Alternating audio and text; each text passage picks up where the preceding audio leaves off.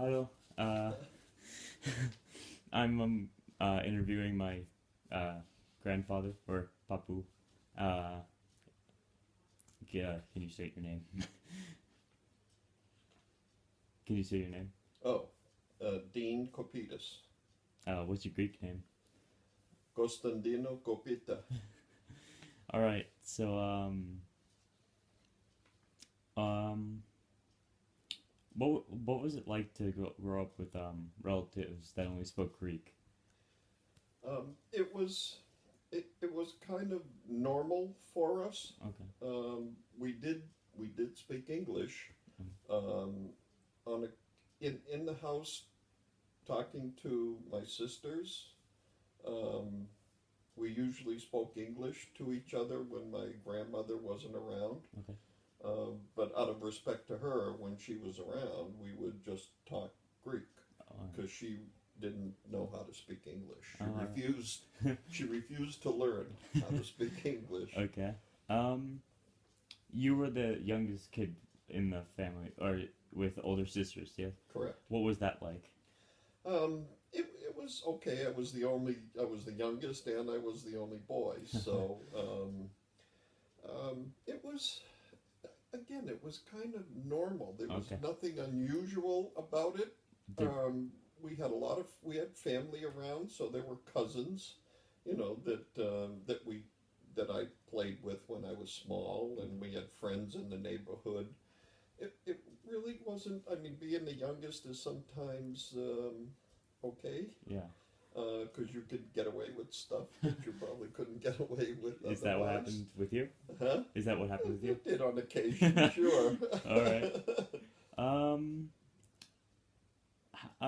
how did you do in school? um, the funny story. The first day of school, uh, the school was right around the corner from where we lived. Okay. So the first day of school, my mother walked me to school, and it was just okay. I mean, I was in school, and it was just different because you had to sit there and listen to somebody speak at you. The first day of school really wasn't a lot of schooling involved. It was just kind of getting acclimated Yeah. to okay, this is Intro- school, and yeah. this is what you do, and the Okay. routine. And they sent us home at noontime for lunch because we had about an hour, and then we'd go back to would come home. I'd come home for lunch around noon, and then we'd have to go back to school for 1 o'clock, and we stayed till like a little after 3. Um, I came home that first day, immediately ran upstairs to my room, took my school clothes off, put my play clothes on, and came back downstairs. My mother looked at me and said, "What are you doing?" I said, "I'm going out to play." She said, "No, you have school." He said, "No, I did that already." So then it became a routine that that you go to school in the morning, come home for lunch, and then go back to school in the Okay. afternoon. Um, do you remember what it was like growing up in the 50s? Like, this was the height of the Cold War, or one of the heights at least. Um, well, in the 50s, I was born in Yeah. 1946, Yeah. so um, we learned a little bit about World War II. Okay, and as we progressed and as I progressed in Okay. school, we knew there was another, we knew there was a World War II. Yeah. So we learned a little bit about it. The Cold War was a different story. Cold War didn't really Find its way. come into play or come into the real learning aspect till around the 5th or 6th grade, when you could actually comprehend a little bit about what was going on. Okay. You know, and it was sparse. History, growing up in grade school for me was not ancient history, but real past history. Wasn't a lot of current events until I actually got into the 6th, 7th, and 8th grades. Okay. Um, how, uh, hmm. How did you meet my grandmother? Um, I was in the service. I went in the service in 1965, in April of '65. So I went through basic training in Fort Jackson, South Carolina. That's a that's a 3-month program that you go through basic training. I had a week leave and came back. A week leave, and we met on New Year's Day in 1966, and I I was driving in town in Clinton, Massachusetts. I was driving uptown and I saw a girl I knew walking. You know, as I found out, she was walking from. There were two girls walking from home, and one girl I knew and the other one I didn't.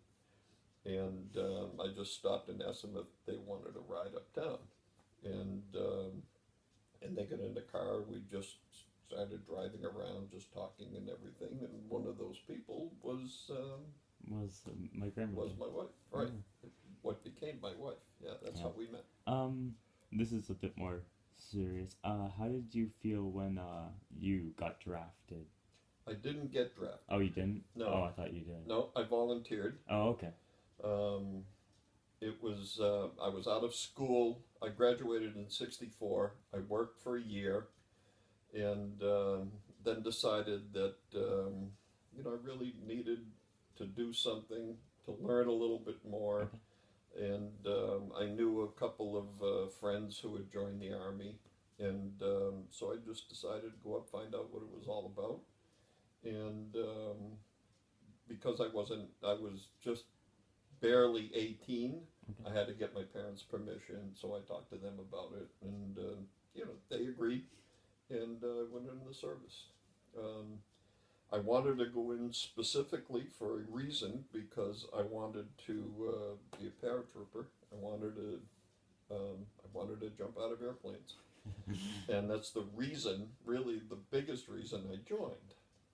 Now, again, this was like the beginning, the real early stages of the seriousness of the Vietnam War.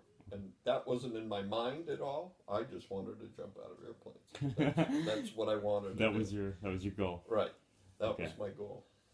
Didn't pan out, but I couldn't, as it turned out, I couldn't pass the stress test. My back couldn't pass the stress test that you go through Oh, to be okay. able to do that. All right. What was the worst part of your service in Vietnam? Um, it was losing a friend that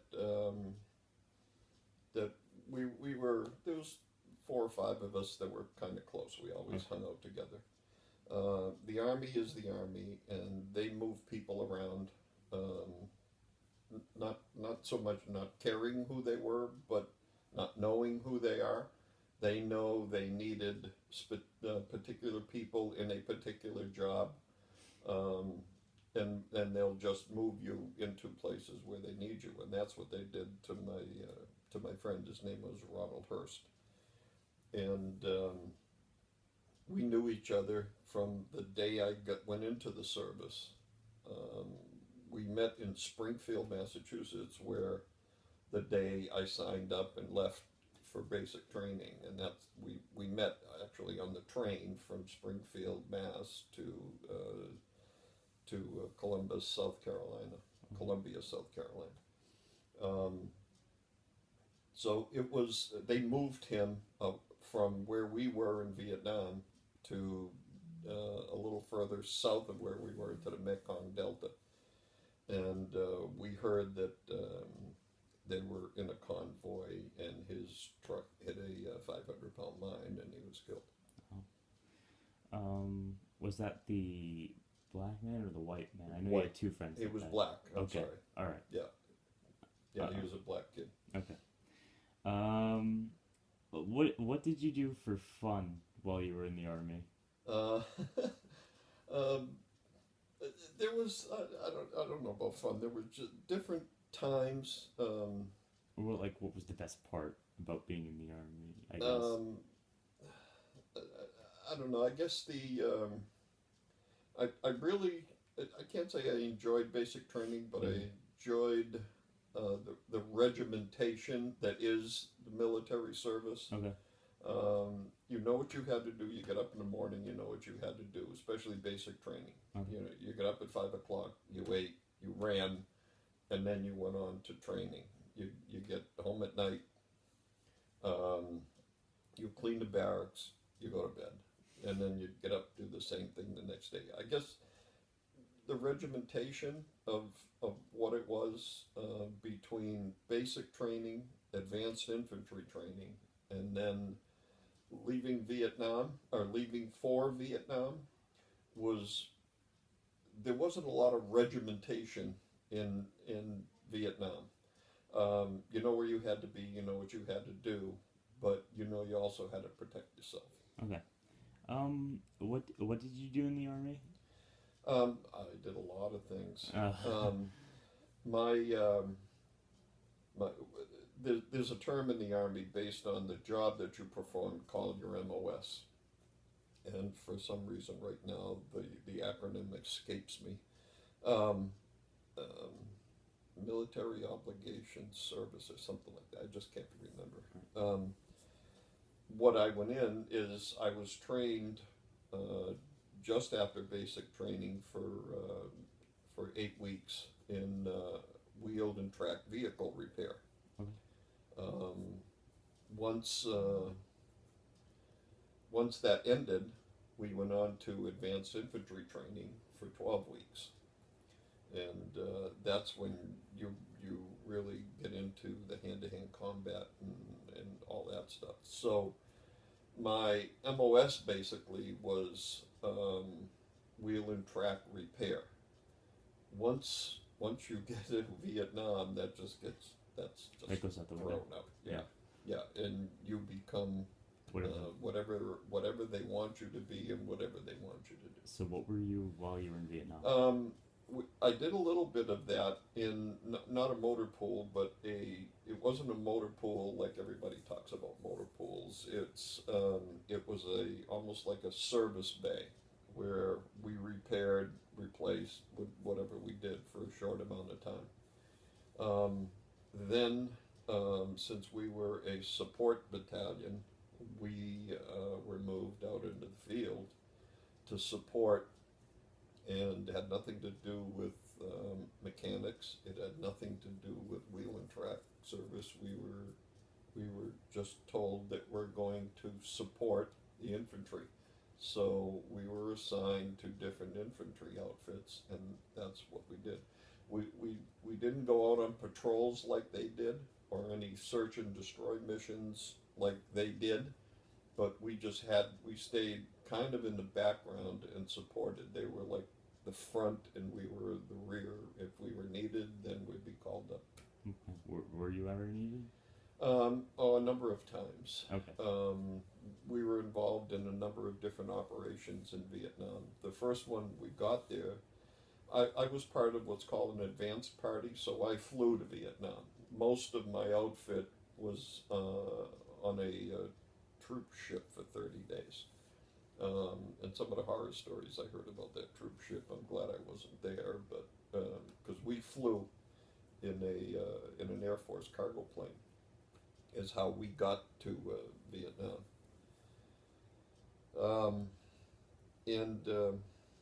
I lost my train of thought. What was I saying?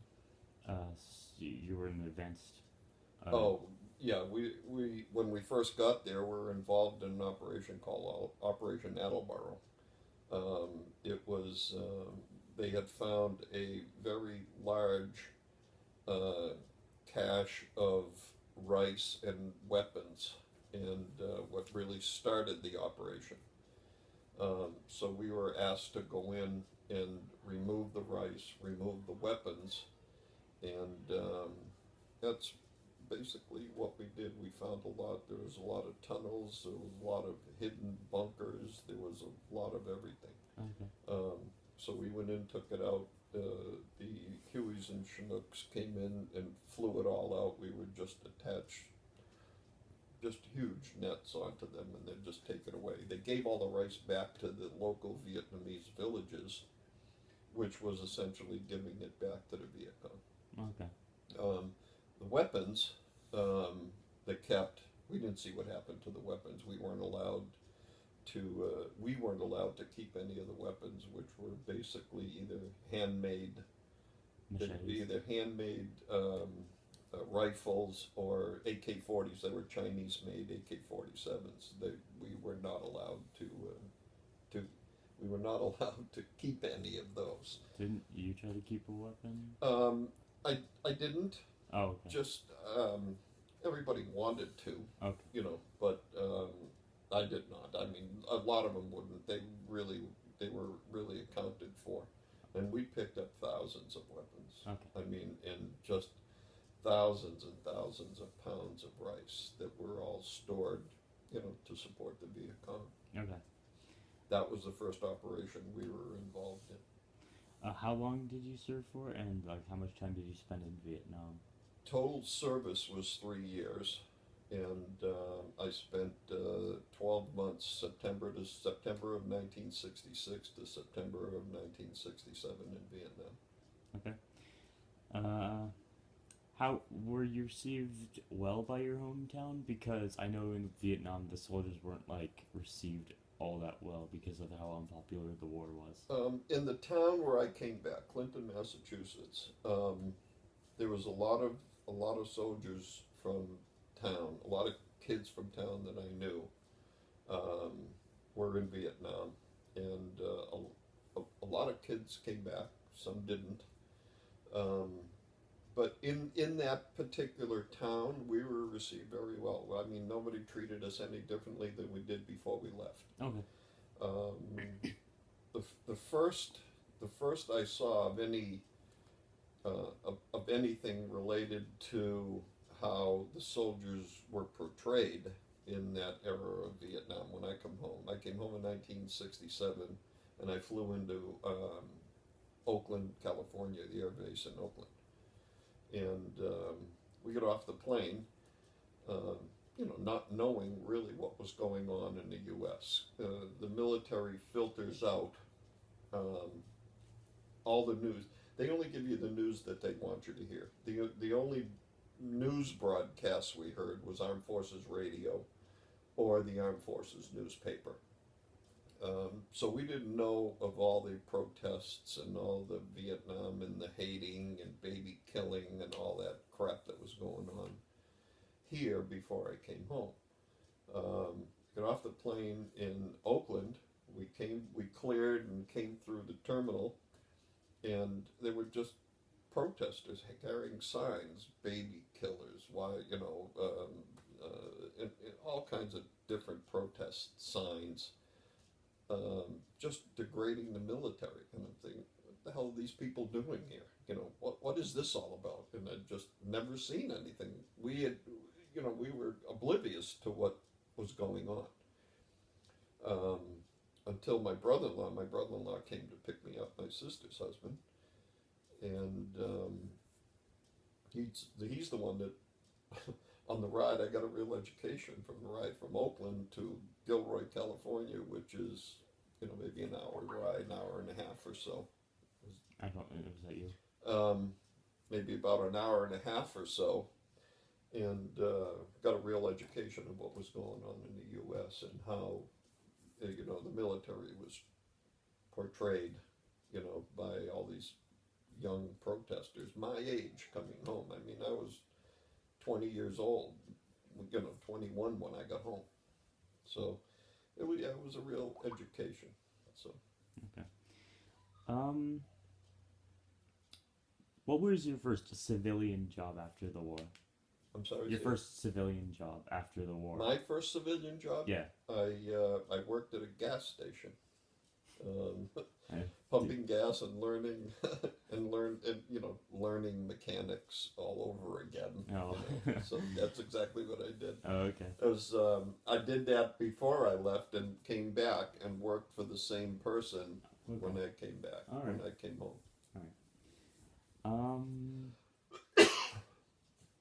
So my mom was born in '69. Correct. So, do you feel that you were a strict parent towards my mother and her brother? I don't think I was strict. No. Okay. Carrie and Jeff, Carrie, your mother, growing up was, I mean, they were like any kids. Yeah. Carrie and Jeffrey together were probably the best of friends. Okay. And growing up,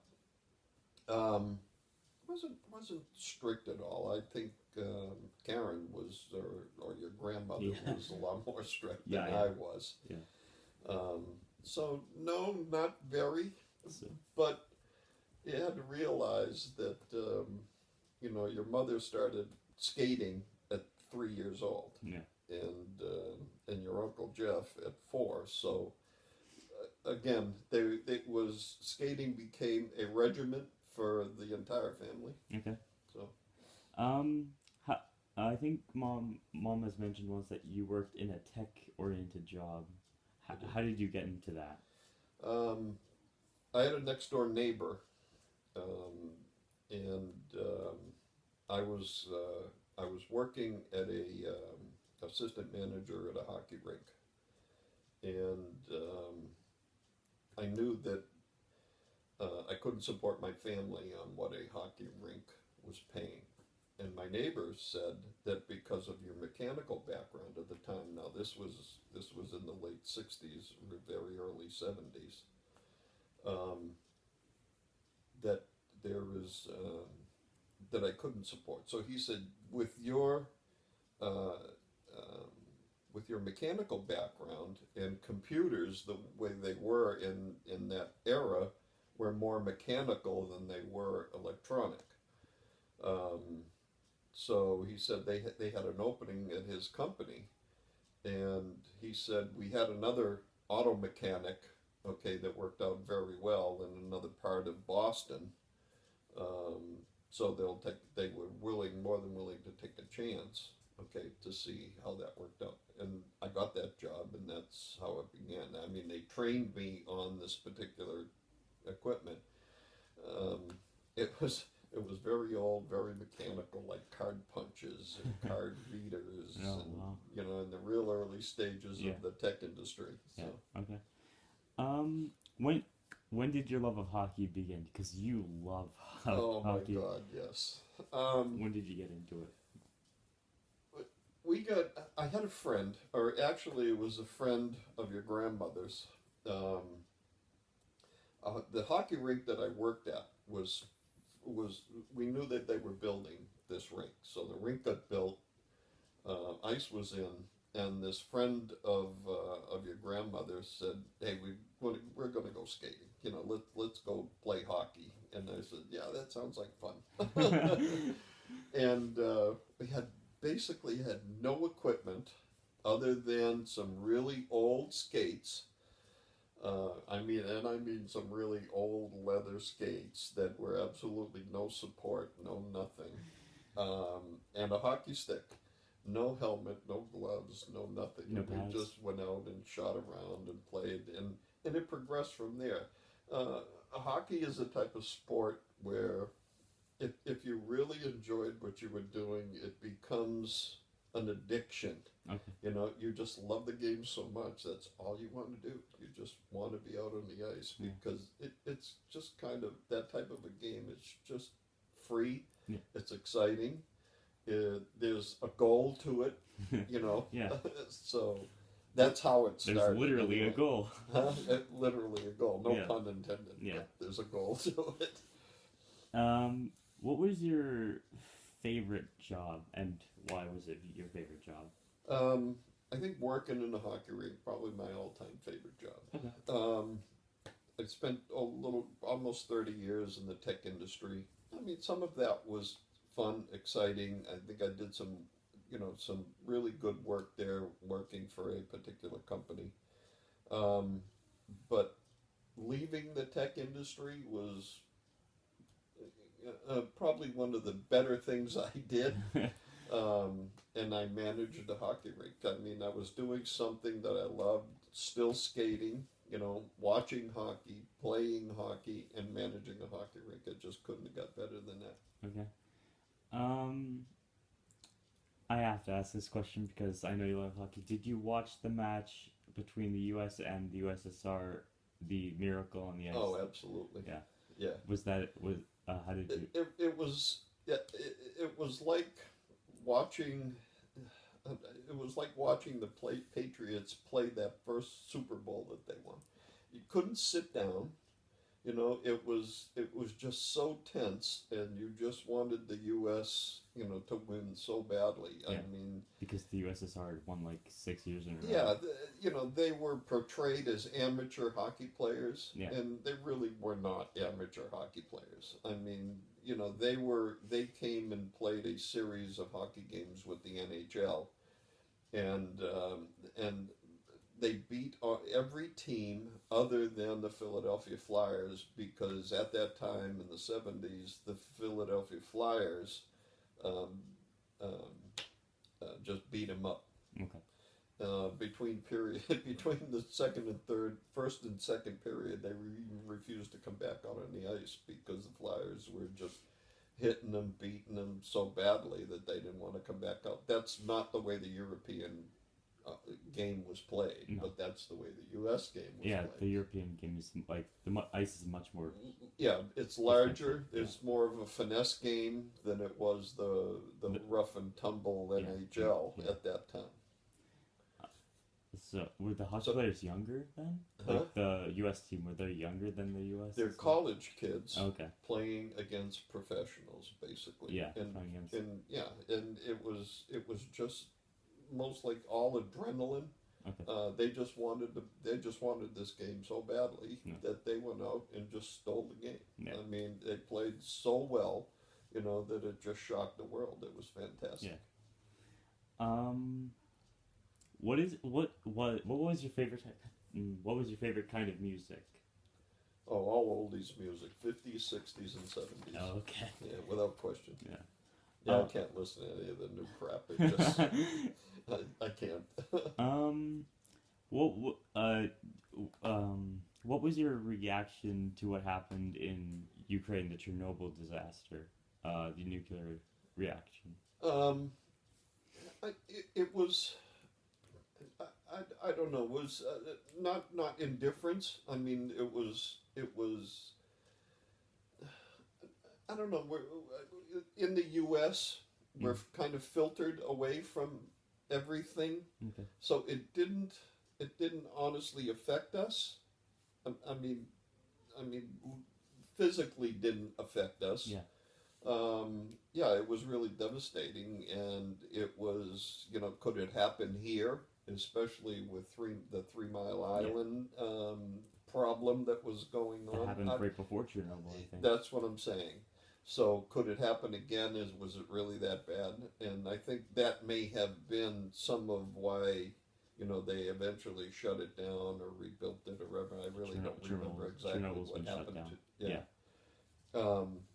But yeah, it was devastating. A lot of people were killed. A lot of kids. It was, it was a really bad event.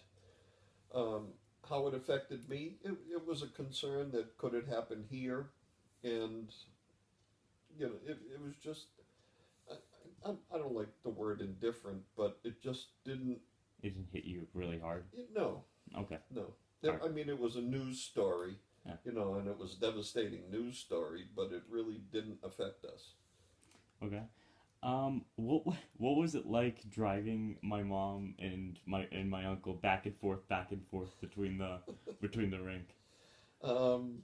It was a routine. It was. I really enjoyed and I really enjoyed watching your mother skate. I mean, she was just a very terrific figure skater. Okay. You guys have no. You have no idea. You saw her as an adult skating. Yeah. You never really saw her. I don't know if you saw any tape of your mother skating ever. I think I've seen the one. She was a. very athletic skater for her age. I mean, she could do things like some of her jumps were just so, high and tight and everything that was supposed to be done. She's just a very exciting skater to watch. Okay. And it was probably more nervous. I was probably more nervous, or your grandmother and I were more nervous for her than she was. Because once the music started, granted, nerves are nerves. I mean, she was nervous probably before it happened. Mm. But once the music started, she knew what she had to do. Okay, at every beat of that music, she knew where she had to be, the jumps that she had to make at a certain point in that music. Okay. It was very regimented, and that was just simply hours and hours and hours of training. Your mother was on the ice 6 hours a day, 6 days a week, one day off, probably from age 8 through 12, 7 through 12, 13, 6 hours a day, 6 days a week. Okay, and when I think my mom was in college when this happened, but she got into a car crash, the one with the truck. Oh yes, black ice on on Route 495. Yeah. Yep. I know Yaya was on the way to work that day. Yeah, and there was a bit of a backup when she could see what was going on. And when did you find out about this? I found out when it's either when I think they picked up your grandmother picked Carrie up and brought her back home, and then I got a call. Okay. That's how I found out that she was in an accident. Okay, and your grandmother was driving by and saw the accident because your grandmother was obviously on the same road. That's the way she went to work every day. Did that call come before or after she got home? It got after she got home. Okay, so you already knew what was going on when the... I didn't know anything until your grandmother called me and said Carrie was in an accident. Oh, and then I got the explanation. I was driving by, I saw it. She told me on the phone that I'm looking at an accident. It looked like Carrie's car. Yeah. And from what I understand, this was a 18-wheeler that she was involved with, and this guy really, if it wasn't for his experience in driving this truck, your mother may not have been around. Yeah. I wouldn't be here asking you these questions. Basically, I wouldn't be here asking you these questions. It's pretty much true. It was. Wasn't he like a stunt driver? She didn't have to go. She didn't have to go to the hospital or anything. Because she came home. Yeah, she came home. So Yeah. that must have been awfully it was, and we never did find out the name of the guy, the name of the truck driver, just to thank him, because he really, when he saw that she was sideways, and I guess he just locked everything up and just. He knew what he had to do. He knew what he had to do to avoid a real serious accident, so. He probably saved her life with the experience he had in driving an 18-wheeler. And he's pretty much the reason why I'm here today. That's the reason why you're here. Yeah. Probably. Yeah. How did it feel when you got the news that your first grandchild was shot? I think it's me. Yes, it was you. How did you feel when that happened? It was different. I said, "Oh my God, I'm a grandfather. What does that feel like?" It was it was kind of funny, I guess. All of us we were all together at the hospital, and it was, I don't know, we were all in the waiting room just waiting, waiting for the news. Waiting for the news, yeah. And it was very exciting because I didn't know, I knew what a parent was. I didn't know what a grandfather was supposed to do. Yeah. So, it was very exciting news. Okay. And just we were concerned that you were okay and that your mother was okay. That was the biggest concern. Is everybody doing fine? Yeah. And the answer, yes. Yes, everybody's Well, doing obviously, great. Obviously, yeah. yes, it worked out. Yeah. Um, when my mom said that you became tired working at the ice rink, like later on, like when did you start working at the ice? When did you start working at the ice rink, and when did you like it The become? one in New Hampshire. Yeah. I started in uh, 2003, Okay. and the job was great. I did it for 12 years. It was probably, without a doubt, the best job I ever had in my view. Um, it got to the point where it was just getting old. It was getting too tiring. Yeah. And plus I had to drive an hour to get to work, one way From every McCook. day. So I was on the road for 2 hours just to go to the job. I mean, once I got there, I loved doing what I was doing. It was, managing a rink Where was the ice rink? Hooksett. Hooksett, and you lived in I lived in Guilford. Guilford. Yeah. So it was about an hour ride every day. Yeah, it was like an hour ride for me too, from Brookline. That's correct. Yep, it was. So it just got to be time. I said, it's time. Yeah. And that's when we decided to move. That's when we decided to start looking for. Well, we decided a couple of years earlier. We knew we wanted to come here to Spring Hill. In Florida. It was from an economic standpoint, it was just the right thing for us to do and the right place for us to be at this time. That's Okay. So, Mom told me that like you got tired of retirement really quickly. Yeah, it didn't take long. So what are you working with now? Mostly, it's at the point now where we've got the house probably inside, all the work that we did inside the house. We pretty much got that to where we want it. There's always little stuff that always goes on, that has to be done. Outside, I'm probably maybe 3/4 of the way done. So when we first got here, it was just day after day after day. We'd get up at 9 o'clock in the morning, have breakfast, start working, and then would stop at 4, 5, 6 in the afternoon, and sit down. And most of the time, I'd just fall asleep on the couch and wake up at 2 and go to bed. And it was like that for a couple of months. Now it's now would take a day off and just do nothing or anything, and that's really old for me. Just I've just got to do something. Yeah. You want to be active. Yeah, I have to be active. Yeah. I mean, I just can't do nothing. So I'm thinking, once we get the outside done, then what the hell am I going to do? I got to go somewhere and do something. And the money, it's not really the money. It's just the fact that, now I'm away from the house for a few hours, and just being out, seeing different people and everything. Okay. So. Who is your favorite president in your lifetime? John F. Kennedy. John F. Kennedy. Yep. Okay. I think it was probably at the time, in the early '60s, is probably the best thing that could have happened to this country. He wasn't afraid to tell some of the other people where to go, what to do, how he was going to do it. So yeah, a lot of people put Reagan in that sense, and I'm not one of them. Okay.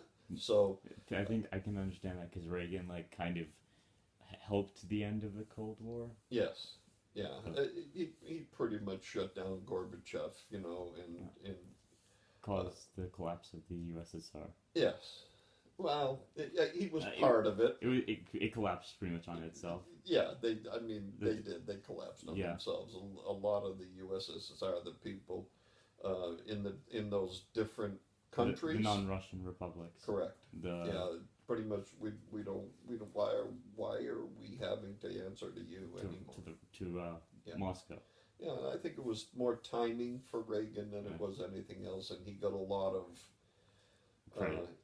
Yeah, Yeah. he got a lot of recognition for stopping the Cold War. I'm not so sure that really happened Okay. in that respect, Yeah. but you know, politics is politics, and the Okay. way you looked at. So Um, I think that's it. Yes, that's it. So, uh, oh, there's one more question I wanted to ask. Uh,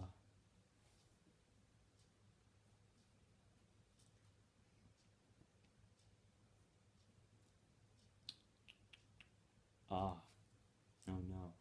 Oh, all right. I guess I can ask this. I think you were alive for the Cuban Missile Crisis, I'm sorry. like the Cuban Missile Crisis, or the Cuban, the The thing Cuban, that, yeah, the Cuban Missile Crisis was probably the one of the more tense um, few days in this country. yeah, Um, everyone, if John Kennedy gave the Russians an ultimatum, get the hell out of Cuba, okay, or we're coming, you know, and that certainly would have started World War III without question. yeah, And from a nuclear standpoint, okay, you probably would have started a nuclear war. So both sides looked at it and said, you know, where no one's going to win a nuclear war. No one's going to be a winner. no, You know, and all we're going to do is kill a lot of our own people. So I mean, the way the U.S. looks at it is that Gorbachev backed out, and I think we both kind of came to the realization that I think at that time it was Khrushchev, Khrushchev, yeah, I'm saying Gorbachev because but you're Gorbachev's right, on it your is- mind. Yeah, it is Khrushchev. That they both came to the realization that nobody was going to win any kind of a nuclear Yeah. war, so they just turned around and backed out. That was the blockade that the U.S. put up when they were delivering warheads. When Russia was delivering warheads to Cuba. To Cuba. And there was no way that you know, the U.S. was going to allow any Russian warheads 80 miles off the U.S. shore, Yeah, but or 81 miles, whatever the hell it is. yeah, but Russia, like one of my Russian friends likes to point out that the U.S. kind of did that first, where we put missiles in Turkey, and the Russia was like, "What are you doing?" Yeah. And then we freaked out, and then Russia's like, "You just did this, right?" So, Yeah, well, that's the game that was played. yeah, So I mean, we each did it, and that's why I think both sides came to the realization that once again nobody's going to win this thing. yeah. You know, so you know, we'll just create a lot of death in the world. So, No, no. So, how was your? I know you went back to Greece. How many times have you been to Greece? twice. Twice. And when I know you went recently, but when was the first time? The first time we went, actually, we went on. We went as a vacation. We were just going to vacation. Okay. We went to Athens first. Then we went to an island called Mykonos, Mykonos. and then an island called Santorini. Athens was a disappointment, because I guess I wasn't expecting um, a city like New York, and basically Athens is just another big city in the world. For us, going to Athens, we spent a few days in Athens. We saw the ruins, which I really wanted to see. That was all the historical sites that we visited. That was very, very interesting to see all the historical sites that we grew up with in history and everything else. It wasn't a lot of fun to see all those historical sites, just nothing but scaffolding. I understand the reasoning behind they're rebuilding, trying to maintain the historical value of all those, you know, but ancient it kind of ruins ruins and the everything. experience. But it's all scaffolding. Yeah. You know, you don't see what you saw in In pictures, pictures. yeah. You know, you see it, but It's just covered by scaffolding. that's all it was. Um, so Athens for me was, if you go to, I don't need to go to Athens again. Um, I would go out to the islands to see some of the islands because for me, that's once you get out of the city, that's where the real, um, uh, that's where Greece that I want to know is. Okay. Uh, the great thing about the first time we went is that I met, um, well, how it started was I wanted to go see where my father was born. So we took a drive, left Athens, and drove down into the Peloponnese Peninsula of Greece, and a little south of Tripoli, in a little village called Vlachocherisha. I can't translate that in English. Um, it's that's where my dad was born. We drove into the village, and that's really all it is, a village, and I couldn't even call it a town. It had a church and a coffee house. So really all you need. Yeah, we saw a little store basically, and I walked into the store and I asked them if they knew anybody with the last name Copita, and they kind of looked at me like, "Why are you asking this?" You know, because my dad always talked about the village that he grew up in, and the majority of the village, it was all family, all Copita. Majority, and I'm saying 70 to 80% at that time is what my dad told me. Wow. So I wanted to see. So I told him my name. He says, and it was a young kid, and he told me the only person I know with that last name is in English his name was Frank. So I said, "Can you just tell me how to get there?" He says, "If you want to follow me," he says, "I'll take you there." So he got on his motorbike and drove us up to where he lived. And, once we got there, he drove away and I knocked on the door. There was nobody home. So we drove back down to the coffee house, and I went through the same thing with the people in the coffee house. I told them who I was. I told them my father grew up in the village. And he pointed just up the street, maybe a block away. There was a small restaurant, and he said, he told us upstairs, there was a man called Cristo Copita. So then I got kind of excited, and I walked up to the second floor, and I knocked on the door, and nobody came right away. And then the way the house was situated, it had like a big porch around, and I saw a woman come from around the corner, just kind of peeking around the corner, and I told her who I was, and she relaxed a little bit, because you see somebody in shorts and a t-shirt, they're not from the village, and speaking in kind of broken Greek. And I told her who I was, who my father was, and it was ended up being he was like a second cousin. Cristo was a second cousin. Yeah. We were there for maybe a couple of hours, just talking, eating, having food, because that's what happens in Greek families. They never think you eat enough. So the food came out, and we were talking, and then the calls started going backwards, back to Athens. And another man came down who was some sort of relative to this day. I'm not sure how it was, probably like a third or fourth cousin, or the son of a second cousin, or something like that. But he took us back to Tripoli, where his house was, and then he called my cousin, which was a first cousin that I never knew existed. So we drove back to Athens, to this town called Elefsina, which is just outside of Athens, and that's how we got introduced to first cousins, and I didn't even know I had. I mean, I knew I had an uncle there, but I never knew anything about his children. My dad, I don't know why, for some reason, just never really spoke about his children. He would tell me stories about, which is it was his brother. Mm. He would tell me stories about his brother, but never really stories about the kids or anything like that.